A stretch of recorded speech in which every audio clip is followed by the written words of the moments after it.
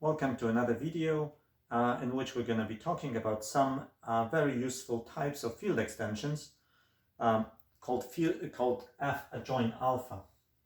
So for this topic, we're going to make an assumption that F is a subfield of C. So in particular, we do not allow fields like a Z mod PZ, where P is a prime. But for example, Q or the reals or the complexes themselves are okay here. Let alpha in C be algebraic over F. So this means that alpha satisfies a non-zero polynomial with coefficients in F. So we're going to set F of alpha to be the following set.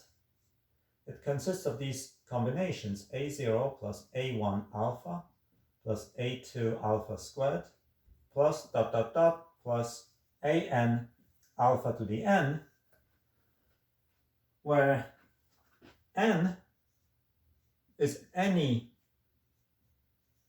non-negative integer, so n could also be 0, in which case this is just A0. And then A0, A1 through AN are elements of F. So in some sense, this set contains things that look like polynomials, all possible polynomials of all possible degrees, except there's no x in them. Instead, there's alpha, where usually there's x in a polynomial. So let's look at some examples of these things. Cube root of 2, as you already know by now, is an algebraic number.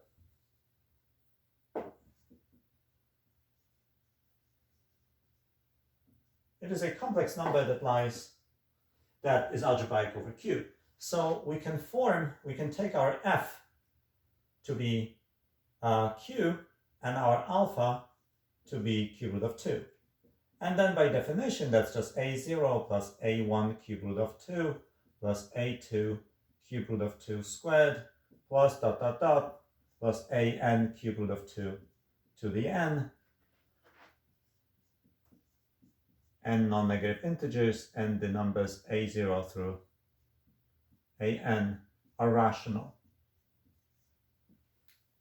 So examples, what are the examples of some elements that lie in this particular set? Well, note 1, for example, is in this set. How do I represent 1 as such a combination? I take A0 to be 1. Oh, A0 has to be rational, but 1 is rational. And I take my n to be 0, so that means I stop here. So in that sense, 1 is just A0.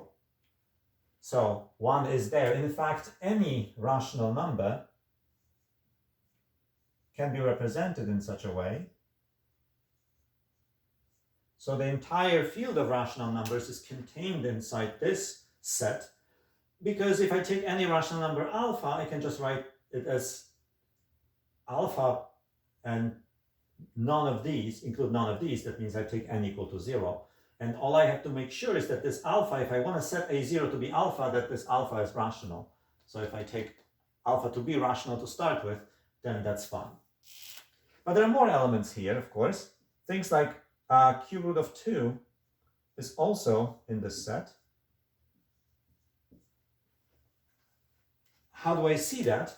Well, so I need a cube root of 2, so I take my n to be 1 now. This will be my highest power, so this is not there. And I take A0 to be 0 and A1 to be 1, right? I just denote this as 0 plus 1 cube root of 2. 3 plus cube root of 2 squared is also in here. You can pause the video for a moment and think about what should A0, A1, A2, etc. be, and what should n be in this case. So this is 3 plus 0 times cube root of 2 plus 1 times cube root of 2 squared. Okay, so this is just to be sure. This is my A0, this is my A1, and this is my A2, and this is my N.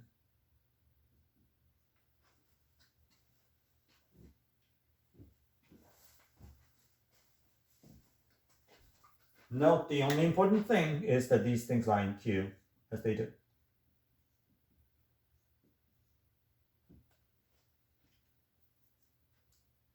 Okay, so maybe now it becomes a little bit more clear to you what these things look like. I can take any what we call linear combinations of powers of cube root of 2 with rational coefficients. So let's do another example.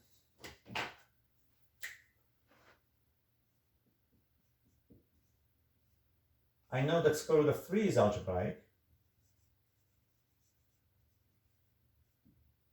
So I can form Q square root of 3. And this is by definition A0 plus A1 square root of 3 plus A2 square root of 3 squared dot dot dot AN square root of 3 to the N, where N is, again, non-negative integer. A0 through AN are rationals. So you could pause the video for a moment and try to come up with elements that lie inside this set. There are many, many possible answers. I just ask you to come up with some examples. Okay, and let's do this together now. So again, of course, all the rationals lie in this set. Square root of 3 lies there, because square root of 3 is just 0 plus 1 times square root of 3. What else is there? Well, I mean, something like this: 1/3 plus 2/7 square root of 3 plus 1/2 square root of 3 squared minus 2 square root of 3 cubed. This is also an element of this set. It's just some complex number. In fact, it's a real number in this case. And you see now, right, this is the A0. This thing here is the A1. 1/2 is A2. And minus 2 is A3. And all these coefficients lie in Q. Before I erase this, I want you to make a certain observation here. And maybe let's start with the second example. You might already see in this last expression here that I wrote that once I get to this point, radical 3 squared is actually 3. So that means that this whole thing here is actually just 3/2. So I might as well put the 3/2 together with the 1/3. On the other hand, this, let me just avoid the minus sign here. What is this? Well, square root of 3 cubed, that's just 3 square root of 3. So this whole thing is 6 square root of 3. Right, again, square root of 3 cubed is square root of 3 squared times square root of 3. And square root of 3 squared is 3. So this is just 2 times 3 times square root of 3. So it's just square root of 6 radical 3. So that means this expression here, I can rewrite as 1/3 plus 3/2. Okay, let me not try to add this now. It is a rational number. I guess we could add it. It's just, what is it? The common denominator would be 6. So this is 2/6, and this would be 9/6, so that's 11/6. Plus, I had 2/7 radical 3 here and 6 radical 3 here. So altogether, I get 6 and 2/7 of radical 3. So if I get a common denominator here, 6 times 7 is 42, so that will be 44/7. No, this is in Q and this is in Q. So I was able to represent this number just using these two terms. So in fact, no matter how complicated this expression would be, that means no matter how high it would go in the power of radical 3, I actually never need anything beyond the constant term and the first power. Because all the higher powers I can convert back to those that are either the constant or the first power.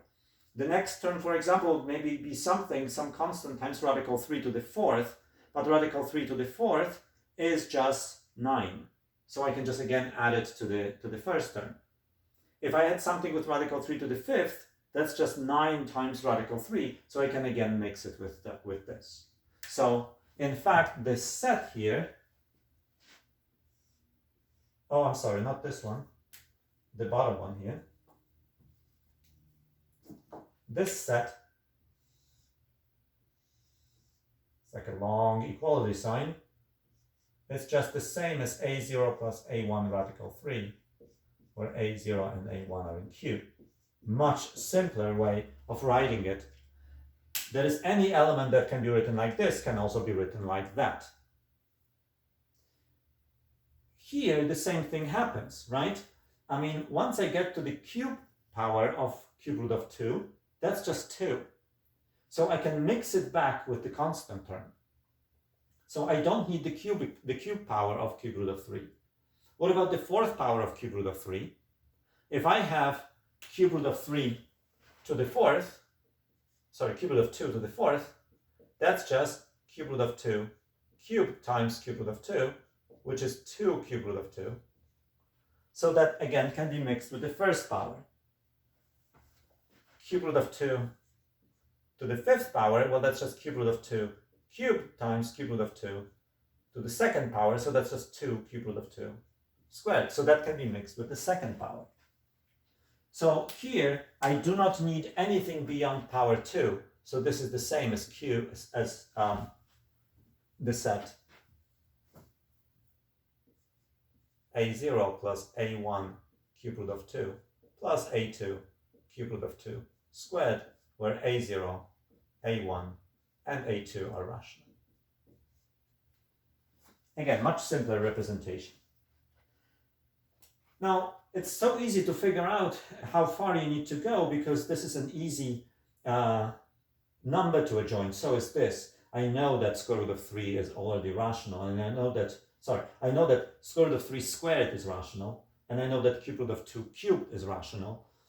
For some numbers, it might not be so obvious, but let's try just one more example.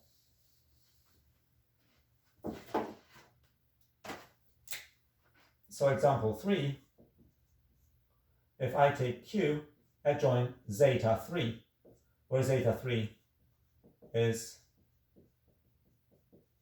this cube root of unity. So I'm asking myself, how far do I need to go? Well, by definition, I do all the powers. However, let's just try. So this is A0 plus A1 zeta 3 plus A2 zeta 3 squared. And the next term that I would write would be A3 times zeta 3 cubed. But zeta 3 cubed is 1. So A3 zeta 3 cubed is A3, so it's unnecessary.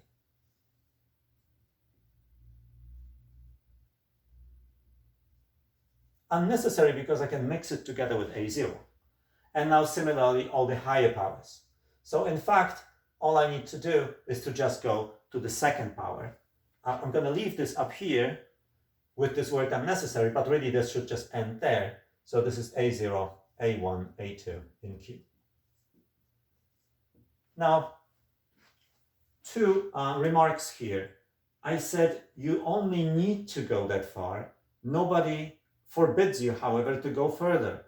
If you write higher powers there, that's also correct. All I'm just saying is that you don't need them because you can mix them with the smaller powers.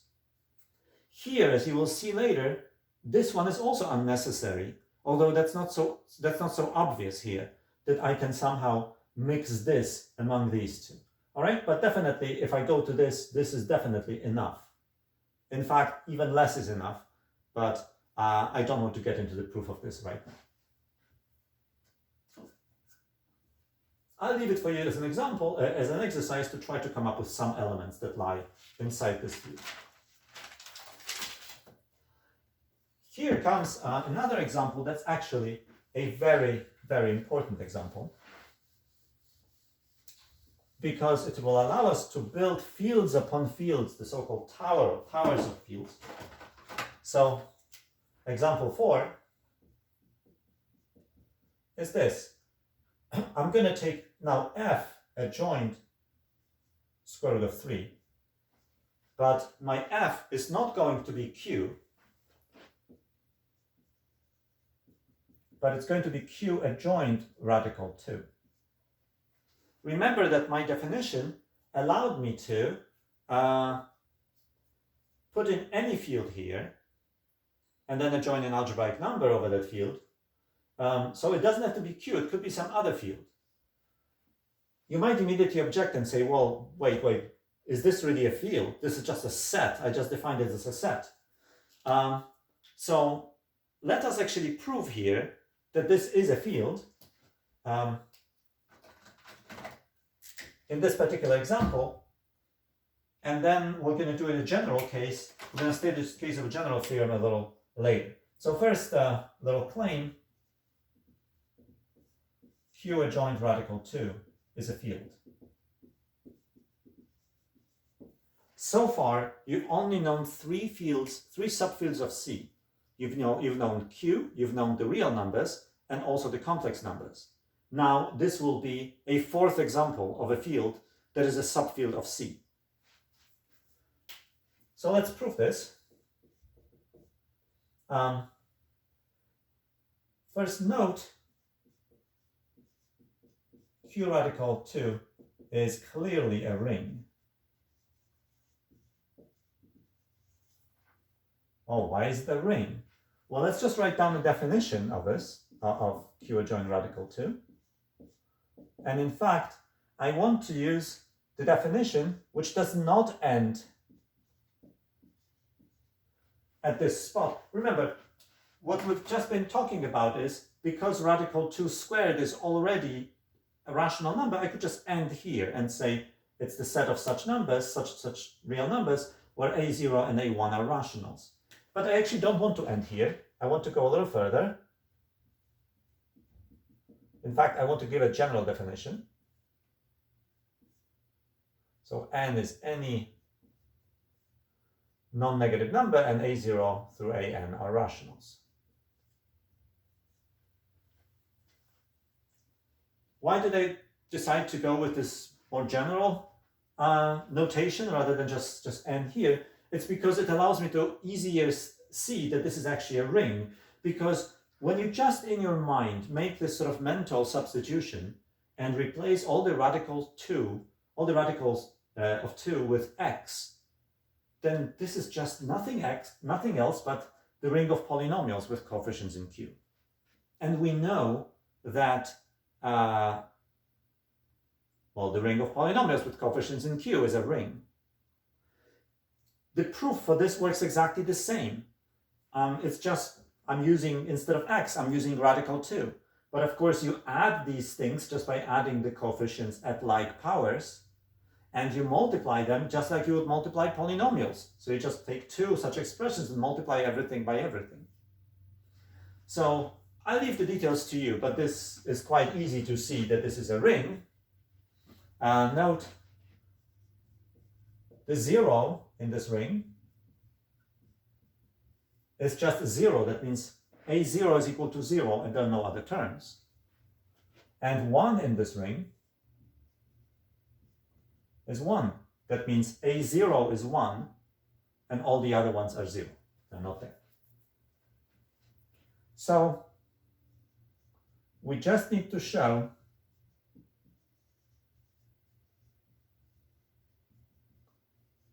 that any element of Q adjoined radical 2, see, I call it Q adjoined radical 2. That's the name, that's how you read it. Q adjoined radical 2.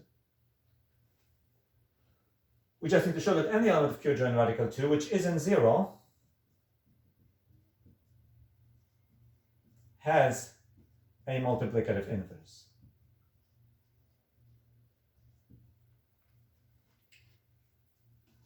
Okay, so let's take a non-zero element. And you will see actually a procedure that you know probably from high school. So let's take, let A0 plus A1 radical 2 be an element of Q radical 2. And let's suppose that this is non-zero. Look, now for this purpose, I'm just actually using the short form. I'm not using any of the higher powers because it will make my calculations easier. I'm supposing that this is non-zero, so A0 is not 0 or A1 is not 0, because the 0 element in this ring has both A0 and A1 equal to 0.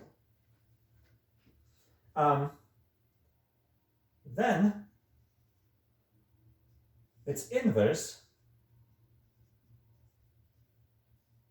exists in the complex numbers. Well, how do I know that? Well, look, I'm not creating something completely new, right? These numbers are complex numbers. This is a rational plus a rational times radical 2. So that's just, in fact, it's a real number. But it's also a complex number. It doesn't matter. It's a real number or a complex number. So all I actually need for this is a complex number. This is a complex number. And complex numbers are a field. So if this is a non-zero complex number, then this is actually, this number has an inverse in C. We just need to show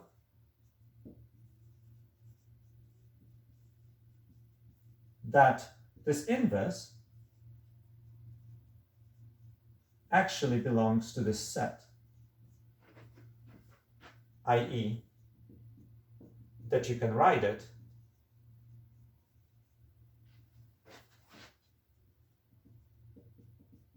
as B0 plus B1 radical 2 with B0 and B1 being rationals.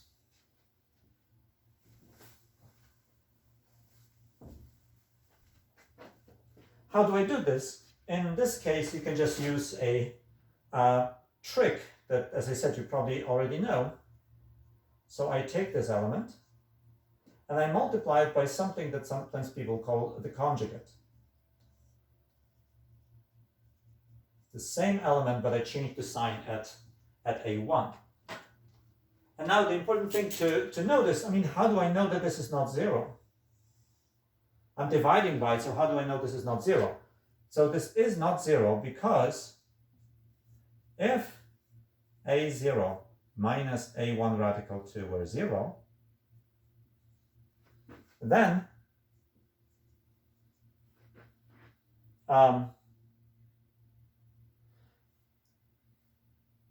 either then what do I get?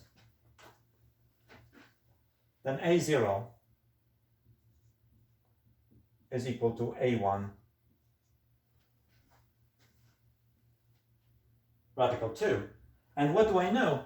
This is rational, but this is not. This is not rational. So, unless A1 is equal to A0 is equal to 0. Right? The only way that this number equals a rational number is if A1 is 0. So that means this would be 0 and that would be 0. But we actually just assumed that that's not the case. One of them is certainly non-zero. So I know that this denominator isn't 0. Okay, so now continuing with this, I get A0 minus A1 radical 2 divided by A0 squared minus 2A1 squared. And all I wanted to show is that I can write this element here, this number, in such a way, but now you see that I can. It's A0 divided by A0 squared minus 2A1 squared plus negative a1 divided by a0 squared minus 2a1 squared radical 2. This element here is my b0. It's in Q. And this element here is my b1, so it is in Q. So this shows that this element actually can be written as a rational plus rational times radical 2. So this element belongs to Q adjoined radical 2. Okay, and this proves our claim. So let's go back to, so now that I know that this is a field, it's like a fourth example, as I said, of a subfield of C that you now know. Let's consider this, what this actually gives us. And I'm going to erase this proof now to be able to continue with this example.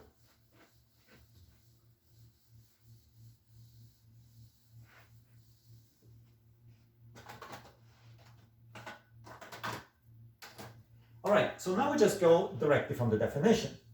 So f radical 3 is equal to a0 plus a1 radical 3. And I'm just going to stop here. a0, a1 should be in f. How do I know to stop here? Well, first of all, how do I even know that radical 3 is algebraic over f? Remember that my definition actually required this element to be algebraic over f. What does it mean to be algebraic over f? That would mean that radical 3 is a root of a polynomial with coefficients, non-zero polynomial with coefficients in f. However, I know that radical 3 is a root of a polynomial with coefficients in q. And q, as we just discussed, is a subset, in fact a subfield of this field.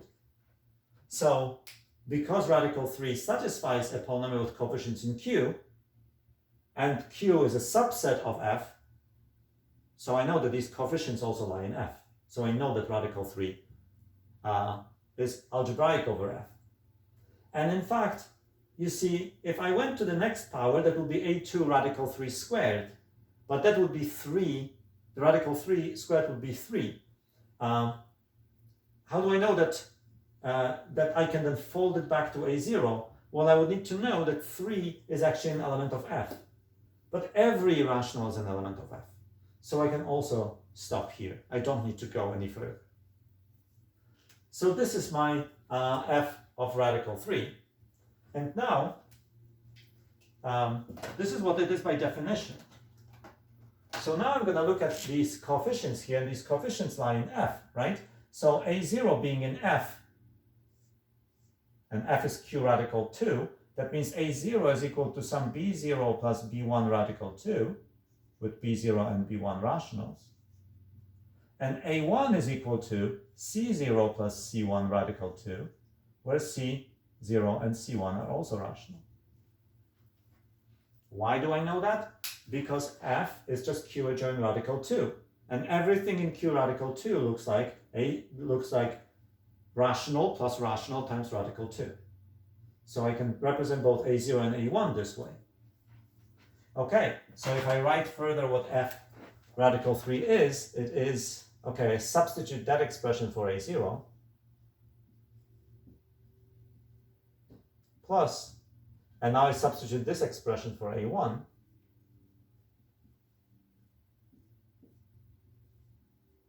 and now b0, b1, c0, and c1 are in q. Okay, just distributing this gives me a nice form of what the elements of this set look like.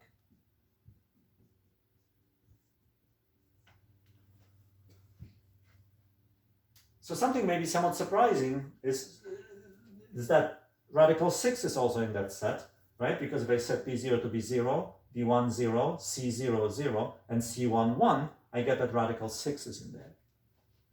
So this set is, though this is usually denoted then q radical 2, radical 3. in yet another way, Q adjoined radical 2, comma radical 3, because it turns out that this is the same as Q radical 3 radical 2, which would be Q radical 3 radical 2. For your own exercise, repeat this whole thing, this example, but set this to be f. In this example, f was Q radical 2, and then we adjoined radical 3 to it. Now set Q to be f to be Q radical 3 and adjoin radical 2 to it, and you will see that this here is actually true. Okay, so with this example, let me now state some general facts about these.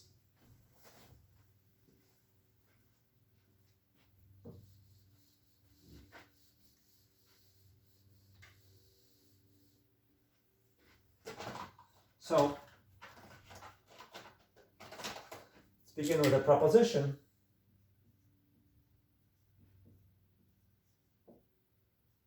Let F be a subfield of C, and let alpha in C be algebraic over F. Then the set F of alpha, defined as we defined it a moment ago, together with addition and multiplication